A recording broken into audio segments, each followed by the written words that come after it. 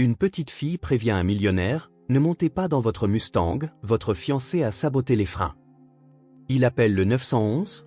Avant de commencer l'histoire, n'oubliez pas de laisser un like et de vous abonner à la chaîne pour voir plus d'histoires comme celle-ci. Le vent d'octobre tranchait Seattle comme un couteau, portant la promesse d'un hiver impitoyable. Lily Parker, 6 ans, serrait sa petite silhouette contre le mur de briques froides, son souffle formant de petits nuages dans l'air glacial. 3 mois s'étaient écoulés depuis les funérailles de grand-mère Rose, 3 mois depuis que son monde s'était entièrement effondré. Les assistantes sociales étaient déjà venues 2 fois, leur voix douce mais insistante résonnant dans son esprit, « Lily, tu ne peux pas vivre seule, nous devons te trouver un endroit sûr. » Mais Lily se souvenait de ce qui était arrivé à Tommy, du bout du couloir, quand il l'avait emmené. Il n'était jamais revenu voir Madame Chen comme il l'avait promis. Alors que l'obscurité tombait sur le riche quartier de Magnolia, les yeux désespérés de Lily trouvèrent le salut, le garage du manoir des Wilson luisait d'une lumière chaude et accueillante. Contrairement aux autres maisons devant lesquelles elle était passée, celle-ci avait quelque chose de magique. De la chaleur irradiée de l'intérieur, protégeant des voitures de luxe du temps brutal de Seattle. Ryan Wilson, 42 ans et fondateur de Wilson Tech, polissait méticuleusement sa précieuse Mustang Shelby GT5 Sense de 1967. Le lendemain marquerait une nouvelle étape dans sa vie soigneusement planifiée, la finalisation des préparatifs de mariage avec Rebecca Sinclair, la superbe consultante financière qui l'avait séduit 8 mois plus tôt lors d'un gala de charité. « Juste toi et moi demain, ma vieille amie », murmura-t-il à la Mustang, ignorant que de petits yeux désespérés l'observaient depuis l'ombre à l'extérieur. Quand Ryan partit enfin, sécurisant le garage avec une précision électronique, Lily se glissa par un panneau mal fixé qu'elle avait découvert plus tôt. Derrière d'imposantes caisses de matériel, elle se créa un minuscule sanctuaire, invisible, chaud et sûr. Alors qu'elle se blottissait sur un morceau de carton, serrant la photographie usée de sa grand-mère, Lily murmura la prière que grand-mère Rose lui avait apprise, « S'il te plaît, protège-moi jusqu'au matin. » Elle n'avait aucune idée qu'elle venait de choisir la cachette qui allait tout changer. Mais dans l'obscurité extérieure, quelqu'un d'autre observait le manoir des Wilson avec des intentions bien différentes. Le lendemain matin arriva avec un soleil doré filtrant à travers les hautes fenêtres du garage. Lily avait à peine dormi, chaque bruit faisant battre son cœur. Mais alors que la chaleur emplissait son sanctuaire improvisé, elle ressentit quelque chose qu'elle n'avait pas éprouvé depuis des mois, la sécurité. La porte électronique du garage vrombit et Ryan Wilson entra, son parfum de cologne coûteux se mêlant à l'odeur du cuir et de l'huile de moteur. Derrière lui glissait Rebecca Sinclair, ses talons de créateur claquant contre le sol en béton poli. « Chérie, montre-moi cette mystérieuse surprise de mariage que tu caches », ronronna Rebecca, bien que son sourire parût étudié plutôt que sincère. Cachée derrière les caisses de matériel, Lily observa le visage de Ryan s'illuminer d'une excitation enfantine. Il conduisit Rebecca vers une voiture recouverte d'un drap blanc immaculé. « Quelque chose d'ancien pour notre jour spécial », annonça-t-il en retirant la couverture avec un flair théâtral. La Mustang restaurée brillait comme du feu liquide sous les lumières. L'expression de Rebecca vacilla un instant, passant d'un enthousiasme forcé à une évaluation calculatrice. « Elle a de la valeur, n'est-ce pas ?» demanda-t-elle en passant ses doigts manucurés le long du capot. « Inestimable pour moi », répondit Ryan, manquant entièrement la distinction. « Mon père et moi avons reconstruit le moteur quand j'avais 12 ans. Après la cérémonie, nous irons faire un tour le long de la côte. » De sa cachette, Lily observait le reflet de Rebecca dans le chrome de la voiture. Le sourire de la femme n'atteignait jamais ses yeux, et quelque chose en elle rappelait à Lily la méchante dame de l'épicerie qui surveillait toujours les enfants avec suspicion. Mais Ryan était différent. La façon dont il parlait à ses voitures, douce et aimante, lui rappelait comment grand-mère Rose parlait à ses plantes. « Tu as été patiente, n'est-ce pas, ma belle ?» murmura-t-il à la Mustang, polissant une surface déjà parfaite. Après leur départ, Lily établit sa routine. Pendant la journée, elle restait parfaitement immobile, pratiquant les jeux de cache-cache que grand-mère Rose lui avait appris lors de leur rare visite au parc. Ce n'est qu'à la tombée de la nuit qu'elle s'aventurait dehors, se glissant dans la cuisine extérieure du manoir pour trouver des restes, toujours attentive à ne prendre que juste assez pour survivre, jamais assez pour être remarquée. Mais lors de sa 3e nuit, alors qu'elle grignotait des restes de pain, elle entendit la voix de Rebecca à travers la fenêtre de la cuisine, tranchante et en colère, lors d'un appel téléphonique. L'échéancier n'a pas changé, Marcus. Juste après la lune de miel. Lily se figea. Quelque chose dans cette intonation lui rappela les films d'horreur que grand-mère Rose ne la laissait jamais regarder. Au 5e jour dans le garage, Lily était devenue assez audacieuse pour explorer pendant les heures calmes de l'après-midi, lorsque Ryan travaillait dans son bureau à domicile. Elle découvrit que le système de ventilation du garage transportait les voix de toute la maison, transformant sa cachette en un poste d'écoute involontaire. Cette nuit-là, le sommeil la fuyait complètement. À minuit, le léger vrombissement des portes du garage la réveilla en sursaut. Rebecca se glissa à l'intérieur, seule, se croyant inobservée, son téléphone pressé contre son oreille. La police d'assurance a été approuvée aujourd'hui, Marcus. 50 millions de dollars. La voix de Rebecca portait une froideur qui fit frissonner Lily malgré la chaleur. Nous devons juste suivre le plan après la cérémonie. Lily ne comprenait pas des mots comme police ou approuvé, mais elle comprenait le danger. Le ton lui rappelait la fois où elle avait entendu le propriétaire menacer de les expulser avant que grand-mère Rose ne tombe malade. Arrête de t'inquiéter des détails, continua Rebecca, arpentant près de la Mustang. Ryan insiste pour conduire cette voiture ridicule après la réception. C'est un timing absolument parfait. Quand Rebecca partit enfin, Lily resta figée derrière ses caisses, son esprit de scie en luttant pour traiter ce qu'elle avait entendu. Le lendemain matin apporta une autre scène troublante. À travers la fenêtre latérale du garage, Lily observa Rebecca dans le bureau de Ryan pendant qu'il sortait pour prendre un appel professionnel. La femme se déplaçait avec détermination, photographiant des documents sur son bureau avec son téléphone, ses mouvements rapides et furtifs. Quand Ryan revint avec du café pour eux deux, Rebecca était assise innocemment, son sourire radieux fermement en place. « Tu es incroyable de gérer tous ces détails de dernière minute, ma chérie, » dit Ryan en l'embrassant sur le front. « Tout pour notre avenir ensemble, » répondit Rebecca, ses doigts traînant possessivement sur les papiers qu'elle venait de photographier. De sa cachette, Lily observait cette performance avec une inquiétude croissante. Grand-mère Rose lui avait toujours dit de faire confiance à ses sentiments envers les gens. « Ton cœur sait des choses que ta tête n'a pas encore comprises, petit oiseau, » disait-elle. Et en ce moment, le cœur de Lily hurlait des avertissements au sujet de la femme que Ryan prévoyait d'épouser. Ce soir-là, alors que Lily recueillait soigneusement l'eau de pluie dans un petit récipient qu'elle avait trouvé, elle entendit Rebecca passer un autre appel tardif. 3 jours, Marcus. Encore 3 jours et tout change. La certitude dans la voix de Rebecca envoya un frisson glacial dans les veines de Lily. Quoi qu'il doive se passer dans 3 jours, le jour du mariage de Ryan, elle savait que ce serait terrible. Mais qui croirait une sans-abri de 6 ans cachée dans le garage d'un inconnu? 3 jours avant le mariage, Lily mangeait prudemment des crackers qu'elle avait trouvés dans la cuisine extérieure lorsque la porte du garage s'ouvrit silencieusement à 2 heures du matin. Son cœur battait la chamade alors que Rebecca entrait avec un homme grand et mince vêtu de sombre. « Marcus » murmura Rebecca, sa voix empreinte d'une satisfaction mortelle. Tout se met en place parfaitement. Lily se blottit plus profondément dans l'ombre, osant à peine respirer alors que les étrangers se rapprochaient de la Mustang bien-aimée de Ryan. « Ryan insiste pour conduire cette fichue voiture après la réception » expliqua Rebecca, passant la main sur le capot avec une affection feinte. Il veut faire un tour romantique le long de la Pacific Highway. Le virage près de Sunset Point, tu sais, celui qui surplombe la falaise? Marcus hocha sombrement la tête.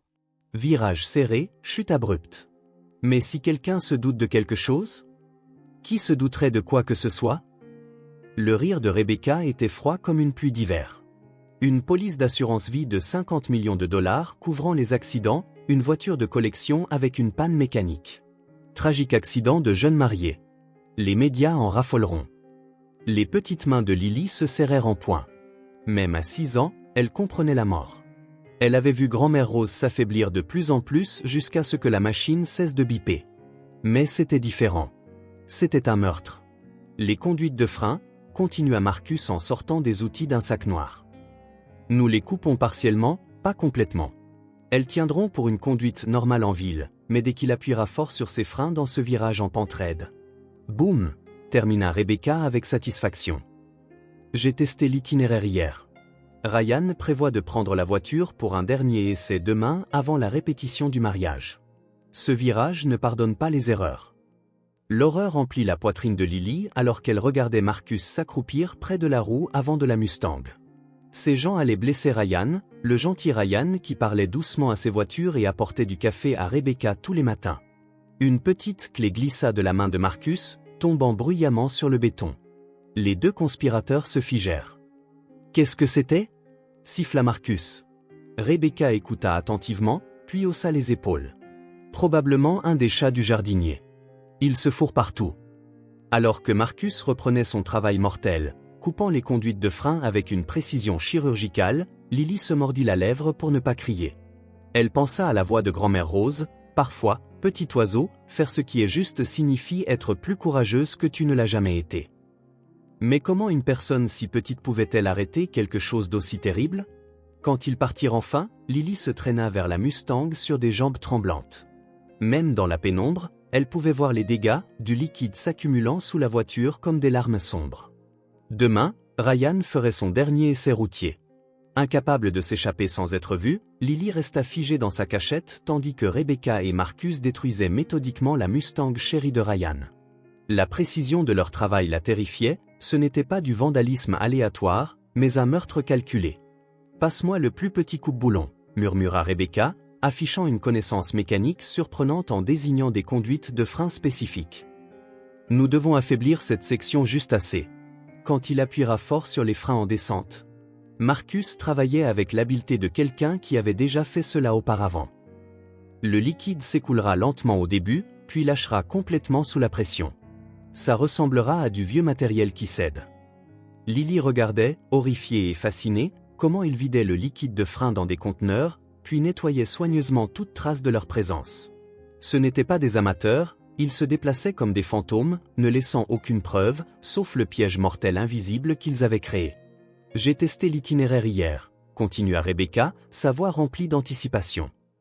Ryan a mentionné qu'il voulait l'emmener jusqu'au Mont Rainier demain matin, puis descendre la Pacific Highway avant de récupérer son témoin à l'aéroport. Ce tronçon après Sunset Point a coûté la vie à 3 voitures au cours de la dernière décennie. « Et le mariage » demanda Marcus en scellant les conteneurs de liquide de frein. Le sourire de Rebecca était prédateur. « Je serai la veuve éplorée avant même d'être techniquement une épouse. La sympathie sera écrasante. Les nouvelles locales adorent les histoires tragiques. Un homme d'affaires prospère meurt dans un accident de voiture de collection la veille de son mariage. Quand ils eurent fini, la Mustang paraissait exactement la même de l'extérieur. Seul quelqu'un vérifiant en dessous remarquerait le sabotage soigneusement orchestré. « Beau travail », dit Rebecca, passant une dernière fois sa main avec amour sur le capot de la voiture. Ryan a toujours dit que cette voiture était sa fierté et sa joie. Quelle poésie que ce soit son cercueil. Après leur départ, Lily se traîna vers la Mustang sur des jambes tremblantes. En dessous, elle pouvait voir où du liquide avait coulé ou pas beaucoup, mais assez. Elle se souvenait avoir vu des mécaniciens travailler sur des voitures près de leur ancien appartement, se souvenait de grand-mère Rose expliquant comment les freins empêchaient les voitures de s'écraser. L'odeur de liquide de frein lui emplit les narines, âcre et chimique. Elle toucha la flaque du doigt, puis l'essuya immédiatement sur ses vêtements déjà sales, craignant que ce ne soit dangereux. Levant les yeux vers la magnifique voiture rouge, Lily murmura « Je suis désolée qu'il t'ait fait du mal. » Mais demain matin, Ryan monterait dans ce magnifique piège mortel, totalement inconscient que sa fiancée venait de signer son arrêt de mort. Et Lily était la seule personne au monde à connaître la vérité. L'aube se leva sur Seattle avec une beauté cruelle, peignant le ciel de nuances d'or et de rose. Lily n'avait pas dormi du tout, son esprit tourbillonnant d'impossibles choix. Chaque fois qu'elle fermait les yeux, elle voyait le visage aimable de Ryan et entendait la voix de grand-mère Rose. Faire ce qui est juste et rarement faire ce qui est facile, petit oiseau. Mais quelle était la bonne chose à faire pour une sans-abri de 6 ans qui se cachait illégalement dans le garage d'un inconnu ? À travers les fenêtres, elle regarda Ryan et Rebecca prendre leur petit déjeuner sur la terrasse. Rebecca jouait son rôle à la perfection, la fiancée aimante lui donnant des fraises, riant à ses blagues, ajustant sa cravate avec une tendre sollicitude. La performance était impeccable, et cela retournait l'estomac de Lily. « J'ai hâte de commencer notre vie ensemble », dit Rebecca, sa voix portant clairement dans l'air matinal. « Après ta petite virée dans cette voiture aujourd'hui, nous serons inséparables. » Ryan vérifia sa montre. « Juste un petit essai pour m'assurer que tout est parfait, puis j'irai chercher David à l'aéroport. Il meurt d'envie de voir la Mustang depuis que je lui ai parlé de la restauration. » Le cœur de Lily battait la chamade. Ryan prévoyait de tester la voiture dans exactement 1 heure. David, son témoin, attendrait à l'aéroport. Mais Ryan n'arriverait jamais. Au lieu de cela, il giserait, brisé, au bas de la falaise de Sunset Point, tandis que Rebecca jouerait la veuve et pleurait. Le poids de ce qu'elle savait l'écrasait comme une montagne sur ses petites épaules. Elle pensa aux assistantes sociales, à être emmenée chez des étrangers, au foyer collectif que Tommy avait décrit avec des mots chuchotés et craintifs. Tout dans son monde de 6 ans criait « Fuis et cache-toi ». Mais ensuite, elle se souvint de la voix douce de Ryan parlant à ses voitures, de la façon dont il lui avait inconsciemment fourni chaleur et abri quand elle n'avait nulle part où aller. Il ne l'avait même jamais rencontré, mais sa gentillesse lui avait sauvé la vie. Pouvait-elle vraiment le laisser mourir pour se protéger ? À travers la fenêtre du garage, elle regarda Ryan embrasser Rebecca au revoir et commencer à marcher vers le garage, les clés cliquetant dans sa main. Son visage rayonnait d'anticipation. Il aimait vraiment cette voiture, aimait sa fiancée, aimait sa vie soigneusement planifiée, une vie qui se terminerait dans 15 minutes si Lily restait cachée. Avec un courage qui aurait rendu grand-mère Rose fière, Lily fit son choix. Elle ne pouvait pas se sauver et laisser Ryan mourir. Certaines choses importaient plus que d'être en sécurité. Prenant une profonde inspiration qui avait un goût d'huile de moteur et d'air matinal, elle sortit de derrière les caisses de matériel pour la première fois depuis plus d'1 semaine. Ryan Wilson dit au revoir à Rebecca par un tendre baiser et se dirigea vers le garage, faisant tourner ses clés autour de son doigt comme un homme sans souci au monde. Le soleil du matin attrapa le métal, créant de minuscules arcs-en-ciel qui dansaient sur l'allée immaculée. Rassemblant chaque once de courage que son petit corps possédait, Lily jaillit du jardin latéral et courut à travers la pelouse entretenue, ses pieds nus glissant sur l'herbe trempée de rosée. « Monsieur, monsieur, ne montez pas dans votre voiture !» cria-t-elle, sa voix fluette fendant l'air paisible du matin comme une sirène. La jolie dame l'a cassé la nuit dernière. Ryan se figea à mi-chemin, complètement abasourdi par l'apparition qui se précipitait vers lui, une minuscule fille aux cheveux emmêlés, portant des vêtements qui avaient connu des jours meilleurs, ses yeux écarquillés d'une urgence désespérée. Sur la terrasse, la tasse de café de Rebecca glissa de ses doigts, se brisant contre le marbre blanc avec un bruit sec, comme des os qui se brisent. Un liquide sombre se répandit sur la pierre comme du sang versé. « Ne conduisez pas la voiture rouge. Ils veulent vous faire du mal. » Continua Lily, s'arrêtant juste hors de portée mais pointant directement Rebecca, qui se précipitait maintenant des marches de la terrasse, l'alarme peinte sur ses traits. « Chérie, qui est cet enfant ?» La voix de Rebecca portait une sollicitude parfaite, mais ses yeux lançaient des éclairs de fureur à peine contenus. « Nous devons appeler la sécurité immédiatement. » Elle vit manifestement dans la rue. Les instincts commerciaux de Ryan, affûtés par des années à lire les gens et les situations, s'activèrent. La terreur de l'enfant était authentique, aucune fillette de 6 ans ne pouvait simuler un tel niveau de peur. Mais plus troublant était quelque chose dans la réaction de Rebecca, un éclair de panique avant que le masque inquiet ne se mette en place. « Ils ont coupé les fils sous votre jolie voiture », continua Lily, sa voix tremblante mais déterminée. L'homme aux vêtements sombres et la dame aux ongles pointus. Ils ont dit que vous vous écraseriez dans le virage effrayant. C'est ridicule, lâcha Rebecca, son sang-froid se fissurant légèrement. Ryan, elle est manifestement instable mentalement. Nous devons appeler les autorités et la faire retirer de la propriété. Mais Ryan étudiait le visage de Lily, y voyant quelque chose qui lui glaça le sang. Ce n'était pas le radotage d'une enfant perturbée. C'était un témoignage livré avec la précision de quelqu'un qui avait été témoin de quelque chose d'horrible. « Comment t'appelles-tu, ma puce ?» demanda-t-il doucement, ignorant les protestations de plus en plus frénétiques de Rebecca. « Lily Parker » murmura-t-elle, « et j'ai vécu dans votre garage parce qu'il fait chaud et qu'on y est en sécurité. Mais votre voiture n'est plus sûre. S'il vous plaît, ne la conduisez pas. » Ryan sortit son téléphone avec des mains fermes. « J'appelle le 911, » annonça-t-il, sa voix calme mais d'une gravité mortelle. « Je veux la police et un mécanicien ici immédiatement. » Le visage de Rebecca devint blême. « Ils ont cassé votre voiture rouge pour vous faire avoir un accident, » insista Lily, gardant ses distances tout en pointant un doigt accusateur vers Rebecca, qui s'approchait avec un sourire qui n'atteignait jamais ses yeux. « Ma puce, quelqu'un doit clairement appeler les services de protection de l'enfance, » dit Rebecca, sa voix dégoulinant d'une fausse sollicitude. Cette pauvre petite chose a manifestement vécu à la dure. Elle hallucine probablement à cause de la faim et du froid. Ryan remarqua comment Rebecca se positionnait entre lui et le garage, bloquant son chemin vers la Mustang. Son langage corporel en disait long, protecteur, défensif, presque territorial. « Ryan, nous ne pouvons pas croire la parole d'une enfant sans abri qui s'est introduite sur notre propriété », continua Rebecca, son ton devenant plus urgent. Elle pourrait être malade mentale ou inventer des histoires pour attirer l'attention. Mais Lily tint bon, tremblante mais déterminée. Je les ai vus avec les outils. L'homme effrayant appelé Marcus et la jolie dame qui fait semblant de vous aimer. Ils ont dit 50 millions de dollars quand vous mourrez. La spécificité de ce chiffre frappa Ryan comme un coup physique. Les informations de sa police d'assurance vie, que seule Rebecca et son avocat connaissaient. Ses instincts, qui avaient bâti un empire technologique à partir de rien, hurlaient au danger. « J'appelle le 911, » répéta-t-il, son pouce composant déjà le numéro. « Nous laisserons les professionnels régler ça. Ryan, s'il te plaît. » Le masque de Rebecca glissa davantage, révélant quelque chose de désespéré en dessous. « Tu vas vraiment faire confiance à une enfant vagabonde plutôt qu'à ta propre fiancée, après tout ce que nous avons construit ensemble. S'il n'y a rien qui cloche avec la voiture, alors il n'y a aucun mal à la faire vérifier, » répondit Ryan avec une logique d'homme d'affaires, le téléphone sonnant déjà à l'autre bout. Le visage de Rebecca passa par une série d'émotions, panique, colère, calcul. « Tu nous embarrasses tous les deux. Que penseront les gens quand ils apprendront que tu as appelé la police parce qu'une enfant sans abri t'a raconté des histoires de fantômes ?» Mais Ryan parlait déjà au répartiteur.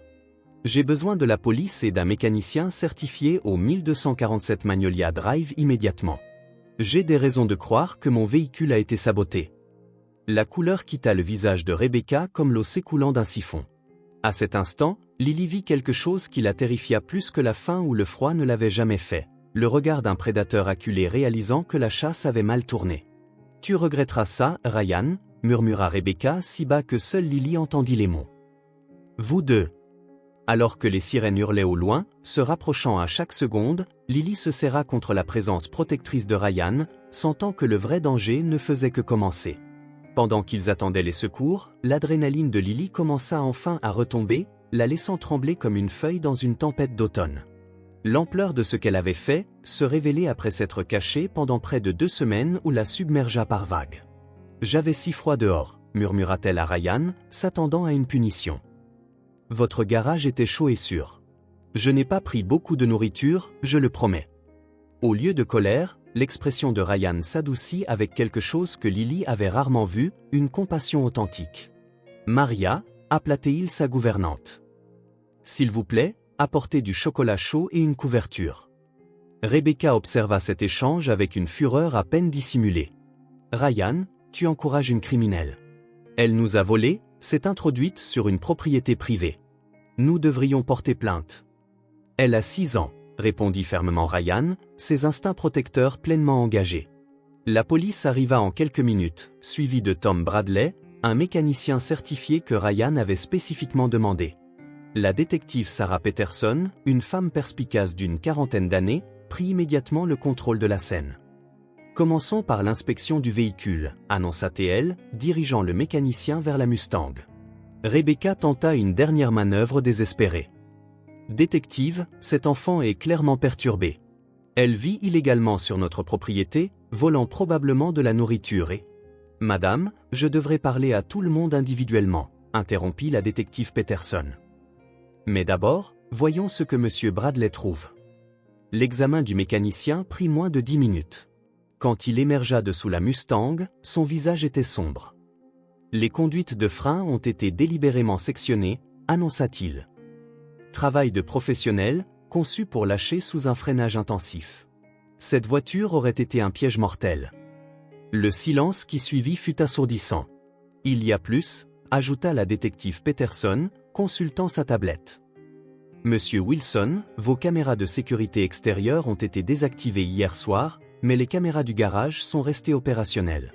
Nous devrons examiner ces images immédiatement. » Le visage de Rebecca passa de pâle à cendré. « C'est ridicule. Vous allez croire la parole d'une enfant sans abri et tirer des conclusions aussi extravagantes ?» Mais Ryan n'écoutait plus ses protestations. Il fixait la femme qu'il avait prévu d'épouser, voyant une étrangère là où se trouvait autrefois sa fiancée. « Détective Peterson, dit-il doucement, je pense que vous allez trouver ces images très intéressantes. Rebecca fit un pas involontaire en arrière, son sang-froid parfait finissant par voler en éclats. Les images de sécurité du garage défilèrent sur la tablette de la détective Peterson avec une clarté dévastatrice. Rebecca et Marcus se déplaçaient à travers les cadres comme des acteurs dans un film noir, leur sabotage capturé en détail haute définition. C'est impossible, balbutia Rebecca, mais sa voix manquait de conviction. Ces caméras étaient censées être... Elle se reprit, mais trop tard. Censées être quoi, mademoiselle Sinclair ? Demanda la détective Peterson, son stylo en suspens au-dessus de son bloc-notes. Réalisant son erreur, Rebecca tenta une échappée désespérée vers la porte. 2 officiers l'interceptèrent avant qu'elle n'atteigne l'allée, ses talons de créateur dérapant sur le béton poli alors qu'elle luttait contre leur emprise. « Vous ne comprenez pas, hurla-t-elle, son sang-froid complètement brisé. Je méritais tout ce qu'il avait. Savez-vous ce que j'ai traversé pour m'approcher autant de lui ?» Ryan resta figé, regardant la femme qu'il avait prévu d'épouser se transformer en quelqu'un d'absolument méconnaissable. La douce fiancée qui lui apportait son café du matin avait disparu, remplacée par quelque chose de froid et calculateur. « Madame Sinclair, continua la détective Peterson, ou devrais-je dire mademoiselle Reed. » Les luttes de Rebecca cessèrent instantanément. « Comment avez-vous » ? « Vanessa Reed, expliqua Peterson à Ryan, qui avait l'air complètement déconcerté, recherché pour interrogatoire dans le cadre du décès suspect de l'homme d'affaires de Portland, James Morrison, il y a 3 ans. Votre fiancé a un passé plutôt intéressant. Les révélations continuaient de tomber comme des coups de marteau. James Morrison est mort dans un accident de voiture bien commode 6 mois seulement après avoir épousé mademoiselle Reed. Elle a touché 2 millions de dollars d'assurance vie avant de disparaître. Lily se serra plus près de Ryan, submergée par le drame adulte qui se déroulait autour d'elle. Elle avait sauvé la vie de Ryan, mais la femme qui avait tenté de le tuer la fixait maintenant directement avec une haine pure. « Petite peste !» gronda Rebecca, son masque complètement tombé. « Tu n'as aucune idée de ce que tu m'as coûté. Des années de planification, des mois à jouer la petite amie parfaite, tout ça ruiné par une vermine sans abri. » La détective Peterson s'interposa protectrice entre elles. « Mademoiselle Reed, vous êtes en état d'arrestation pour tentative de meurtre, fraude et complot. Nous allons également rouvrir l'affaire Morrison. » Alors que les officiers emmenaient Rebecca, elle se retourna une dernière fois vers Ryan. « Tu n'as jamais été assez bien pour moi de toute façon, » cracha-t-elle. Juste un autre riche homme seul, désespéré d'être aimé. Le garage tomba dans le silence, à l'exception du son lointain des voitures de police s'éloignant. Ryan s'affaissa sur un tabouret voisin, le poids de la trahison et de la mort évitée de justesse s'abattant sur lui comme une lourde couverture. Lily s'approcha prudemment, sa petite main touchant son bras. « Je suis désolée que la jolie dame ait été méchante avec toi, » murmura-t-elle. Ryan baissa les yeux vers la courageuse petite fille qui lui avait sauvé la vie, et pour la première fois depuis des heures, il réussit un sourire sincère. Dans les jours qui suivirent l'arrestation de Rebecca, l'histoire explosa dans le paysage médiatique de Seattle. Un milliardaire de la tech sauvé par une enfant sans abri dominait les gros titres. Mais Ryan annula toutes les interviews et apparitions publiques. Sa priorité n'était pas de gérer les relations publiques, mais d'assurer la sécurité et le bien-être de Lily. Le manoir, autrefois stérile et conçu pour impressionner les associés, commença à se transformer. Là où des meubles minimalistes avaient créé des espaces froids et parfaits, Ryan se retrouva à ajouter de la chaleur, des couvertures douces, des livres aux images colorées et une petite table où Lily pouvait prendre ses repas sans se sentir perdue dans l'immensité. « Je n'ai jamais mangé de pancakes qui n'étaient pas en boîte », admit Lily lors de son 3e matin, du sirop couvrant son menton alors qu'elle attaquait la pile que Maria avait préparée. Ryan la regardait manger avec fascination. Sa vie soigneusement contrôlée avait fonctionné comme une horloge pendant des années. Réunion du conseil, marge bénéficiaire, planification stratégique. Maintenant, il se retrouvait à apprendre le chaos de l'enfance, des questions qui commençaient avant qu'il n'ait fini son café, de petites mains qui laissaient des empreintes sur chaque surface vitrée, et le bruit de fond constant de quelqu'un qui voyait le monde avec émerveillement plutôt qu'avec calcul. L'enquête révéla les circonstances tragiques de Lily. Orpheline depuis la mort de sa grand-mère Rose 3 mois plus tôt, elle avait fui les services sociaux par peur. Sa grand-mère avait brièvement perdu la garde des années auparavant à cause d'une confusion bureaucratique, laissant Lily, alors âgée de 6 ans, terrifiée à l'idée d'être séparée de la seule famille qu'elle ait jamais connue. L'État a localisé un cousin éloigné en Floride, expliqua l'assistante sociale Hélène Martinez lors d'une réunion dans le bureau de Ryan. Marcus Parker a exprimé son intérêt à prendre la garde. Les instincts protecteurs de Ryan s'enflammèrent immédiatement. Cet homme a-t-il été vérifié? A-t-il de l'expérience avec les enfants? Il a passé les vérifications d'antécédents initiales, répondit prudemment Martinez, mais nous préférons toujours le placement familial lorsque c'est possible. Ce soir-là, Ryan trouva Lily dans la chambre d'amis, pliant soigneusement ses quelques affaires dans le même sac en plastique qu'elle portait lorsqu'elle se cachait dans son garage. « Tu n'as pas besoin de faire tes valises tout de suite, » dit-il doucement, s'asseyant sur le bord du lit. L'assistante sociale a dit qu'il faudrait plusieurs semaines avant qu'une décision ne soit prise. Lily leva les yeux, des yeux bien trop vieux pour son visage de 6 ans. « Ce n'est pas grave, monsieur Ryan. Je savais déjà que je ne pouvais pas rester. Personne ne me garde très longtemps. » La résignation dans sa voix brisa quelque chose dans la poitrine de Ryan. Cette courageuse petite fille qui avait tout risqué pour sauver la vie d'un étranger avait appris à s'attendre à l'abandon aussi naturellement que la respiration. « Lily, » dit-il prudemment, « et s'il y avait une autre option? Et si je demandais à devenir ton tuteur ?» Ses yeux s'écarquillèrent d'espoir et d'incrédulité. « Vous voudriez me garder, même si je me suis caché dans votre garage et que j'ai mangé votre nourriture? Surtout parce que tu as été assez courageuse pour me sauver la vie, » répondit Ryan, surpris par la certitude dans sa propre voix.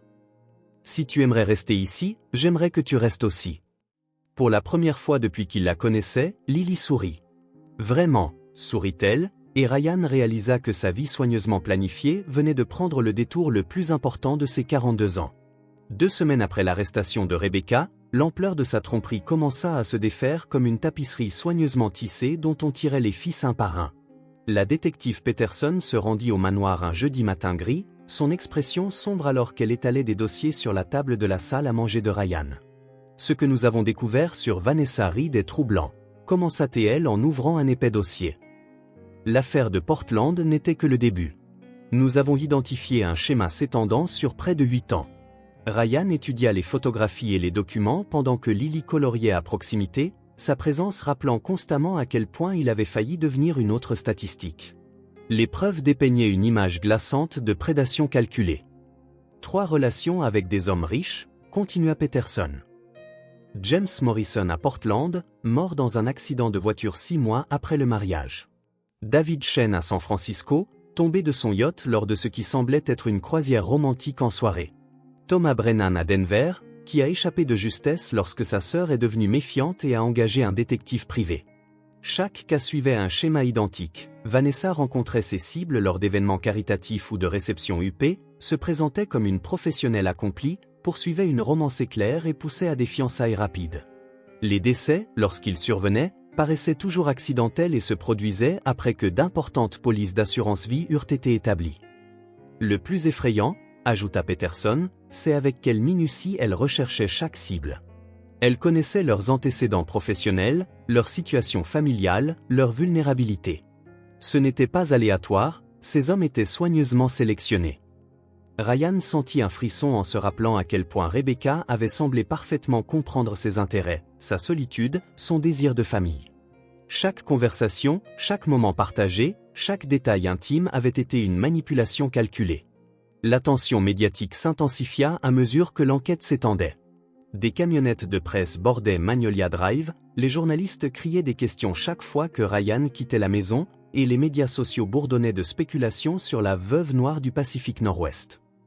Ryan engagea des agents de sécurité et fit publier des déclarations par son avocat, mais le cirque continua. Plus troublante que la surveillance publique était la honte privée qui rongeait la confiance de Ryan. Comment quelqu'un d'aussi brillant en affaires, quelqu'un qui avait bâti un empire technologique en lisant les gens et les situations, avait-il pu être aussi complètement dupé? « Je me targue de comprendre la nature humaine », confia-t-il à son ami et avocat de longue date, David Patterson, lors d'une conversation tardive dans son bureau. « J'ai négocié des accords de plusieurs millions de dollars, repéré l'espionnage industriel, identifié des concurrents malhonnêtes. Comment ai-je pu manquer quelque chose d'aussi évident ?» David, qui était arrivé de New York immédiatement après avoir appris la nouvelle, se versa un autre scotch. Parce qu'elle était une professionnelle, Ryan. C'était sa carrière. Tu cherchais l'amour, pas à analyser un adversaire commercial. L'impact psychologique dépassait la fierté blessée. Ryan se retrouva à remettre en question chaque interaction, chaque décision, chaque instinct qui lui avait autrefois semblé fiable. Le sommeil devint insaisissable alors que son esprit rejouait des moments avec Rebecca, cherchant des signes qu'il avait manqués, des avertissements qu'il avait ignorés. Pendant ce temps, Lily s'adaptait à la vie au manoir avec la résilience de l'enfance, mais son propre traumatisme refaisait surface de manière inattendue. Elle accumulait de la nourriture dans sa chambre, vérifiait les serrures à plusieurs reprises avant de dormir et se réveillait parfois en hurlant à cause de cauchemars où la jolie dame revenait. Elle était tellement en colère quand ils l'ont emmenée, chuchota Lily lors d'un de ces épisodes nocturnes, s'accrochant à Ryan alors qu'il la réconfortait. Et si elle sort de prison et essaie de nous faire du mal ? Ces craintes n'étaient pas entièrement infondées. L'avocat de Rebecca avait demandé une libération sous caution, arguant que sa cliente ne présentait aucun risque de fuite. L'audience était prévue pour la semaine suivante et la possibilité de sa libération temporaire, même minime, ajoutait une autre couche d'anxiété à une situation déjà stressante. La situation de la garde se complexifia également.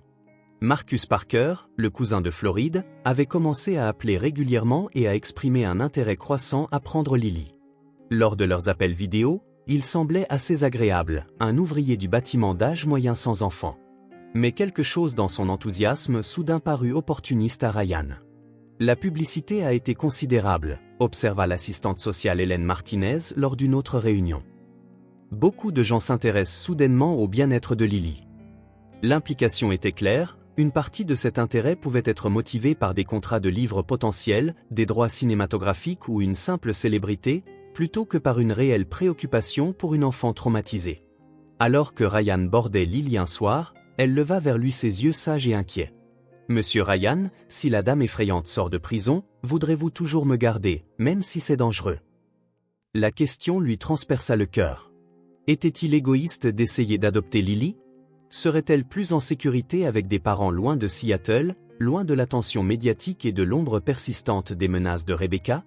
Mais en regardant cette courageuse petite fille qui avait tout risqué pour sauver sa vie, Ryan connut sa réponse avec une certitude absolue. « Lily, rien au monde ne pourrait me faire cesser de te vouloir. Et ma famille et moi, nous affronterons ensemble tout ce qui viendra. » Dehors, la pluie commença à cingler les fenêtres comme de petits points, et quelque part au loin, des sirènes hurlaient dans la nuit de Seattle. Un mois après l'arrestation de Rebecca, Marcus Hoffman fut libéré sous caution en raison d'une erreur de procédure dans son mandat d'arrêt. Son avocat avait réussi à faire valoir que les preuves obtenues lors de la perquisition initiale étaient irrecevables, créant suffisamment de doutes raisonnables pour obtenir sa libération temporaire en attendant son procès. La nouvelle frappa Ryan comme un coup physique lorsque la détective Peterson appela à 6 heures du matin un mardi orageux. « Nous avons affecté des unités de patrouille supplémentaires à votre quartier », l'assura-t-elle, mais Hoffman est légalement tenu de rester à l'écart de vous et de Lily. Il porte un bracelet électronique et ne peut pas quitter le comté de King sans permission. Ryan savait que les exigences légales signifiaient peu pour des criminels désespérés. Marcus avait vu tout son avenir s'effondrer à cause du témoignage de Lily. Les gens désespérés faisaient des choses désespérées, une leçon que Ryan avait trop bien apprise. Le système de sécurité du manoir reçut des améliorations immédiates. Détecteurs de mouvement, serrures renforcées, boutons de panique dans chaque pièce et surveillance 24 heures sur 24. Ryan engagea des gardes de sécurité privés qui se relayaient, garantissant que la propriété n'était jamais sans protection. Mais Marcus se révéla plus rusé que quiconque ne l'avait prévu. La tempête de ce mardi soir était particulièrement violente, avec des vents assez forts pour abattre les lignes électriques à travers Seattle.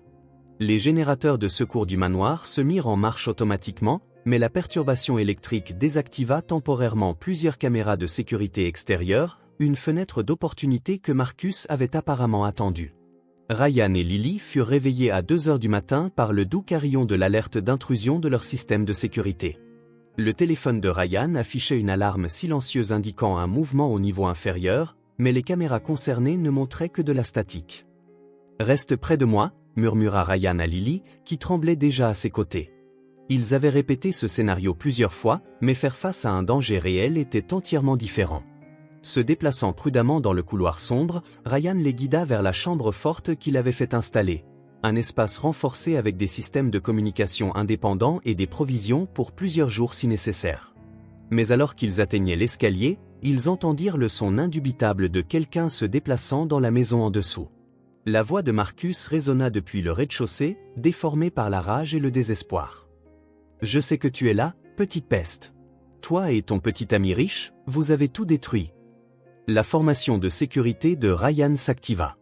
Le bouton de panique dans sa poche alerterait immédiatement la police, mais le temps de réponse dans cette tempête pourrait être de 15 minutes ou plus.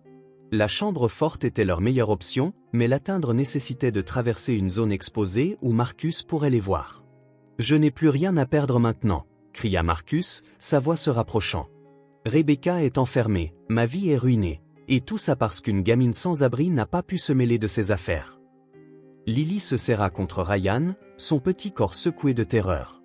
Mais quand elle parla, sa voix portait une fermeté surprenante. « Monsieur Ryan, je connais un autre chemin. » Pendant ces semaines d'exploration du manoir, Lily avait découvert des passages et des espaces que même Ryan ne connaissait pas. Derrière une bibliothèque dans la bibliothèque à l'étage se trouvait un étroit couloir de maintenance qui menait à des quartiers de domestiques inutilisés datant de la construction originale de la maison. « C'est vraiment petit, » chuchota TL, mais nous pouvons nous y cacher jusqu'à ce que la police arrive. Lui faisant entièrement confiance, Ryan suivit Lily à travers le passage caché. L'espace était exigu et poussiéreux, clairement inutilisé depuis des décennies, mais il était invisible pour quiconque ne le connaissait pas. Il pouvait entendre Marcus se déplacer dans la maison, vérifiant systématiquement les pièces, de plus en plus frustré. Du verre se brisa quelque part en bas, probablement un vase ou un cadre photo jeté de colère. « Ils doivent être quelque part ici », marmonna-t-il, sa voix montant à travers les vieux murs. Les voitures sont dans le garage, les lumières de sécurité sont allumées. Le bracelet électronique qui était censé suivre Marcus ne l'avait apparemment pas empêché d'atteindre le manoir. Soit il avait trouvé un moyen de le désactiver, soit la tempête interférait avec le signal. Pendant 20 minutes angoissantes, ils attendirent dans l'espace étroit pendant que Marcus fouillait la maison. Lily resta remarquablement calme, ses instincts de survie affûtés par des mois de clandestinité. Elle montra à Ryan comment se positionner pour éviter les craquements du plancher, comment contrôler sa respiration pour minimiser le bruit. « Tu es très courageuse », murmura Ryan, s'émerveillant de cet enfant qui avait déjà survécu à plus de traumatismes que la plupart des adultes n'en connaîtront jamais. Grand-mère Rose disait toujours, « Avoir peur et être courageux ne sont pas des contraires », répondit doucement Lily. « On peut être les deux en même temps. » Finalement, ils entendirent des sirènes s'approcher à travers la tempête.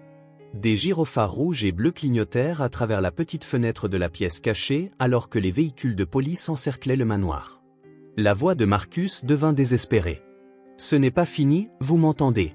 Ce n'est pas fini. » Il y eut un fracas, suivi de cris, puis le son distinctif d'une lutte. Des pas lourds se déplacèrent dans la maison, cette fois accompagnés de radios de police et de voix autoritaires. « Étage dégagé !» cria quelqu'un. « Suspect maîtrisé !» vint une autre voix. Lorsque la voix familière de la détective Peterson les appela par l'interphone du manoir, Ryan et Lily émergèrent enfin de leur cachette. Ils trouvèrent Marcus menotté dans le hall principal, son bracelet électronique clairement visible et manifestement toujours fonctionnel. « Comment a-t-il franchi le périmètre de sécurité ?» demanda Ryan. L'expression de Peterson était sombre. « Il a utilisé la montée des eaux pour approcher par le côté de l'eau, est arrivé par votre accès privé à la plage pendant le pire de la tempête. Nous ne pensions pas que quelqu'un serait assez fou pour tenter cela dans ces conditions. » Mais Marcus avait été exactement aussi fou, assez désespéré pour tout risquer pour se venger d'une enfant de 6 ans qui avait simplement essayé de sauver la vie d'un homme innocent. Alors qu'ils emmenaient Marcus, cette fois avec des accusations supplémentaires incluant violation de domicile, harcèlement et violation des conditions de libération sous caution, il se retourna une dernière fois vers Lily. « Tu aurais dû te mêler de tes affaires, gamine », gronda-t-il. « Certains secrets valent la peine qu'on tue pour eux. » Ryan serra Lily plus fort contre lui, tous deux comprenant que si cette menace immédiate était passée, le traumatisme persisterait. Mais ils l'avaient affronté ensemble, et cela, d'une manière ou d'une autre, faisait toute la différence. Le matin, la détective Peterson leur dirait que la caution de Marcus avait été définitivement révoquée et qu'il ferait probablement face à des accusations fédérales pour la violation du bracelet électronique. Le danger immédiat était écarté, mais pour l'instant, alors que les vents de la tempête hurlaient dehors et que les véhicules d'urgence partaient, Ryan et Lily étaient assis ensemble dans la bibliothèque, tous deux reconnaissant d'être en vie et en sécurité, et tous deux comprenant plus clairement que jamais qu'ils avaient besoin l'un de l'autre. 4 mois après cette nuit terrifiante dans le passage secret, Lily affronta son plus grand défi à ce jour, témoigner au tribunal contre Rebecca et Marcus. Le palais de justice du comté de King se dressait comme une forteresse de marbre et de verre, son architecture imposante conçue pour inspirer le respect de la justice. Mais pour une fillette de 7 ans, cela ressemblait plus à une montagne à gravir. Ryan avait passé des semaines à la préparer à ce moment, travaillant avec des défenseurs des victimes et des psychologues pour enfants afin de s'assurer qu'elle comprenait ce qui allait se passer. Il s'était entraîné dans des salles d'audience fictives, avait joué des rôles avec des avocats amicaux et avait discuté de l'importance de dire la vérité, même quand c'était effrayant. « Souviens-toi, Lily », expliqua la procureure Amanda Shen lors de leur dernière séance de préparation, « tu as juste besoin de raconter ce que tu as vu et entendu. Ne t'inquiète de rien d'autre.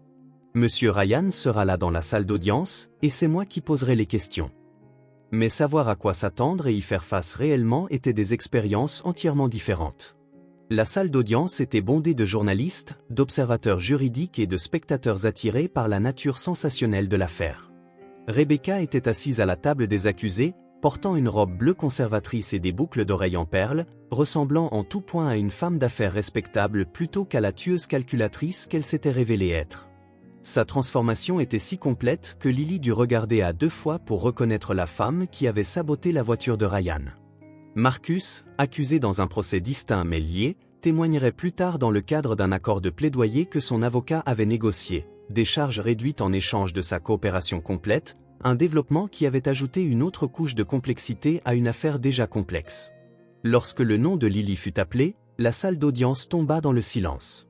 Ryan lui serra la main alors qu'elle se dirigeait vers la barre des témoins, sa petite silhouette éclipsée par les procédures formelles qui l'entouraient. L'huissier dut ajuster le microphone à sa hauteur, et le juge parla d'un ton doux qui semblait presque déplacé dans ce cadre austère. « Lily, comprends-tu que tu es ici pour dire la vérité sur ce que tu as vu et entendu ?» demanda gentiment la juge Margaret Thompson. « Oui, madame, » répondit Lily, sa voix à peine audible malgré l'amplification du microphone. La procureure Shen commença par des questions simples sur le passé de Lily, établissant comment elle en était venue à vivre dans le garage de Ryan. Les réponses de Lily étaient claires et honnêtes, décrivant la mort de sa grand-mère, sa peur des familles d'accueil et sa recherche désespérée d'un abri pendant le rude automne de Seattle. « Et qu'as-tu entendu la nuit du 15 octobre ?» continua Shen. La voix de Lily se raffermit alors qu'elle racontait la conversation entre Rebecca et Marcus. La jolie dame a dit 50 millions de dollars quand Monsieur Ryan mourrait. Elle a dit que la voiture s'écraserait dans le virage effrayant et que ça ressemblerait à un accident. L'avocat de Rebecca, un homme élégamment vêtu nommé Robert Mitchell, objecta fréquemment, arguant que le témoignage d'un enfant n'était pas fiable, mais la juge Thompson rejeta la plupart des objections, notant que le récit de Lily avait été corroboré par des preuves matérielles et des enregistrements de sécurité. Le moment le plus difficile survint lorsque Mitchell contre-interrogea Lily, tentant de la troubler sur les dates et les heures, suggérant qu'elle aurait pu mal comprendre ce qu'elle avait entendu. « N'est-il pas possible, Lily, que tu aies eu faim et peur, et que tu aies peut-être imaginé certaines de ces conversations ?» demanda-t-il avec une douceur étudiée qui portait une pointe de condescendance. « Non, monsieur, » répondit fermement Lily. « Je sais ce que j'ai entendu. Il voulait faire du mal à monsieur Ryan, et c'était mal. » Sa simple clarté morale trancha la complexité juridique comme un couteau. À cet instant, tout le monde dans la salle d'audience ou jurés, spectateurs, même l'équipe de la défense eût pu voir la vérité absolue dans son témoignage. Lorsque Mitchell suggéra que Lily aurait pu inventer l'histoire pour attirer l'attention ou la sympathie, elle le regarda directement avec ses yeux sages et sérieux. « Je ne voulais pas que quiconque sache que j'étais là, » dit-elle doucement. « J'avais peur qu'il m'emmène loin de monsieur Ryan. Mais je ne pouvais pas laisser la jolie dame lui faire du mal. Ma grand-mère m'a appris que faire ce qui est juste est plus important que d'être en sécurité. » L'impact de ces mots fut visible dans toute la salle d'audience, plusieurs jurés s'essuyèrent les yeux, et même la sténographe judiciaire marqua une pause dans sa transcription. Mais Rebecca n'avait pas fini. Alors que l'accusation concluait sa plaidoirie, elle prit une décision qui choqua tout le monde, y compris son propre avocat. Contre tout avis juridique, elle insista pour témoigner à la barre. Ce qui suivit fut une performance qui révéla la véritable étendue de son narcissisme et de sa manipulation. Plutôt que d'exprimer des remords ou de tenter de minimiser ses actions, Rebecca se lança dans une justification amère de ses crimes. « Vous voulez connaître la vérité ?» dit-elle, son masque glissant enfin complètement. Ces hommes ont tout reçu sur un plateau d'argent, l'argent, le succès, le respect. Tandis que les femmes comme moi devaient se battre pour des miettes. James Morrison a hérité de sa fortune, David Chen a eu de la chance avec les actions technologiques, Ryan Wilson a bâti son entreprise sur des idées qu'il a probablement volées à des gens plus intelligents. La salle d'audience écoutait en silence stupéfait alors qu'elle poursuivait sa diatribe, révélant une vision du monde tordue par le sentiment d'avoir droit à tout et la rage. Je leur ai donné ce qu'ils voulaient, une belle femme qui les faisait se sentir spéciaux. En retour, je méritais leur richesse.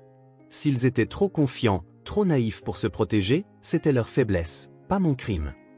Son avocat tenta désespérément d'arrêter son témoignage, mais Rebecca était hors de contrôle. Des années de colère refoulée se déversèrent en un torrent d'auto-justification qui détruisit toute sympathie restante que le jury aurait pu ressentir. Et cette petite peste, ajouta-t-elle en pointant directement Lily, aurait dû se mêler de ses affaires. Les enfants doivent être vus et non entendus, surtout les enfants sans abri qui n'ont aucun droit d'interférer dans les affaires des adultes. La juge Thompson dut frapper de son marteau pour rétablir l'ordre alors que des murmures parcouraient la salle d'audience. Les mains de Ryan se crispèrent en poing, ses instincts protecteurs hurlant face à l'attaque de Rebecca contre Lily. Mais Lily elle-même resta calme, regardant Rebecca avec quelque chose qui s'approchait de la pitié. « Elle est très en colère », chuchota-t-elle à Ryan après qu'ils eurent quitté le palais de justice ce jour-là. Grand-mère Rose disait, « Les gens en colère souffrent généralement parce que quelqu'un leur a fait du mal en premier. » Le jury délibéra moins de 3 heures. Rebecca fut reconnue coupable de toutes les charges, tentative de meurtre, fraude, complot et multiples chefs d'accusation liés à ses crimes antérieurs. Le juge la condamna à 25 ans de prison fédérale sans possibilité de libération conditionnelle avant 15 ans. Alors que Rebecca était emmenée menottée, elle maintint son attitude provocante jusqu'à la toute fin. « Ce n'est pas la justice », cria-t-elle. « C'est la persécution d'une femme qui a refusé d'être une victime. » Mais ces mots tombèrent dans l'oreille d'un sourd. Justice avait été rendue, non par vengeance ou haine, mais par le simple courage d'une petite fille qui avait choisi de faire ce qui était juste, même quand c'était terrifiant. Dehors, devant le palais de justice, alors que les flashs des appareils photo crépitaient et que les journalistes criaient des questions, Ryan souleva Lily dans ses bras. « Ça va ?» demanda-t-il doucement. Lily hocha la tête, puis sourit, le premier sourire véritablement insouciant qu'il voyait d'elle depuis le début de cette épreuve. « On peut rentrer à la maison maintenant, monsieur Ryan ?» « Oui, » répondit-il, la voix étranglée par l'émotion. « Rentrons à la maison. » Un an après ce matin fatidique d'octobre où une petite fille désespérée était sortie d'un garage pour sauver la vie d'un inconnu, le manoir Wilson s'était transformé au-delà de toute reconnaissance. Là où se dressaient autrefois des vitrines stériles conçues pour impressionner les associés, des espaces de vie chaleureux invitaient désormais à vivre réellement. Les meubles minimalistes qui avaient dominé chaque pièce cédèrent la place à des canapés confortables, parfaits pour lire des histoires avant de dormir. Les œuvres d'art de Lily couvraient le réfrigérateur, des dessins au crayon de bonshommes allumettes étiquetés Papa Ryan et Lily qui signifiaient plus pour lui que n'importe quelle récompense d'entreprise qu'il ait jamais reçue. La salle à manger formelle, autrefois utilisée uniquement pour les réceptions de clients, accueillait désormais des séances de devoirs, des concours de puzzle et des batailles de nourriture occasionnelles que Maria feignait de désapprouver tout en souriant secrètement. Mais le changement le plus spectaculaire concernait peut-être Ryan lui-même. Le dirigeant déterminé qui travaillait autrefois 16 heures par jour quittait maintenant le bureau à 17 heures précises, privilégiant l'entraînement de football aux conférences téléphoniques et les histoires du soir aux rapports de résultats. Son assistante s'était initialement inquiétée de ce changement radical de priorité, mais les performances de Wilson Tech s'étaient en fait améliorées sous sa direction plus équilibrée. Il s'avère, confia-t-il à son associé lors d'une rare séance de stratégie tardive, qu'avoir quelque chose de plus important que le travail vous rend meilleur au travail, pas pire. Les procédures judiciaires s'étaient finalement conclues par une résolution satisfaisante. Rebecca écopa de 25 ans de prison fédérale, tandis que Marcus, qui avait pleinement coopéré avec les procureurs, fut condamné à 8 ans pour son rôle dans le complot. Tous deux purgeraient leur peine loin de Seattle, garantissant la sécurité et la tranquillité d'esprit de Lily. Plus important encore, la procédure d'adoption avait atteint sa joyeuse conclusion. Après des mois de visites à domicile, de vérification d'antécédents et d'évaluation psychologique, La juge Patricia Williams avait signé les papiers finaux, faisant officiellement de Lily un membre de la famille Wilson. Il est rare, avait commenté la juge lors de la cérémonie, de voir un cas aussi clair d'un enfant et d'un parent fait l'un pour l'autre. En ce matin d'anniversaire, exactement un an après que Lily eut traversé la pelouse en criant des avertissements au sujet de la jolie dame, Ryan avait prévu une célébration spéciale. Il trouva Lily dans le coin petit déjeuner, arrangeant soigneusement des vermicelles arc-en-ciel sur des pancakes que Maria avait fait en forme de cœur. « Aujourd'hui, c'est notre jour spécial », annonça Lily avec la solennité d'une fillette de 7 ans. « Le jour où je t'ai sauvée et où tu m'as sauvée. » Ryan sourit, s'émerveillant de sa capacité à voir leur relation comme un sauvetage mutuel plutôt que comme une charité unilatérale. En vérité, elle avait absolument raison. Lily l'avait sauvée de bien plus que du complot meurtrier de Rebecca, elle l'avait sauvée d'une vie de succès solitaire, de relations basées sur la tromperie, de la victoire creuse d'avoir tout obtenu sauf ce qui comptait vraiment. « J'ai quelque chose pour toi », dit Ryan en sortant une petite boîte emballée de derrière son dos. Les yeux de Lily s'écarquillèrent d'excitation alors qu'elle retirait soigneusement le ruban, une compétence qu'elle avait apprise de Ryan, qui croyait qu'il fallait savourer les moments spéciaux plutôt que de les précipiter. À l'intérieur se trouvait une petite clé en or attachée à une chaîne délicate. « C'est pourquoi ?» demanda-t-elle en la tenant pour qu'elle attrape la lumière du soleil matinal qui filtrait par les fenêtres de la cuisine. « Viens voir, » répondit mystérieusement Ryan, la conduisant par les portes-fenêtres sur la terrasse arrière. Là, dans le coin du jardin où Lily s'était autrefois cachée de peur, se dressait la plus magnifique cabane dans les arbres que Seattle ait jamais vue. Construite en cèdre et en verre, elle était assez grande pour 2 personnes mais conçue avec la sensibilité d'une fillette de 7 ans, avec une échelle de corde, un télescope pour espionner les écureuils, surtout, une vue parfaite sur le garage où leur histoire avait commencé. « C'est à nous » souffla Lily, sa voix remplie d'émerveillement. « C'est à nous » confirma Ryan. Un endroit où nous pourrons toujours nous souvenir comment nous nous sommes trouvés.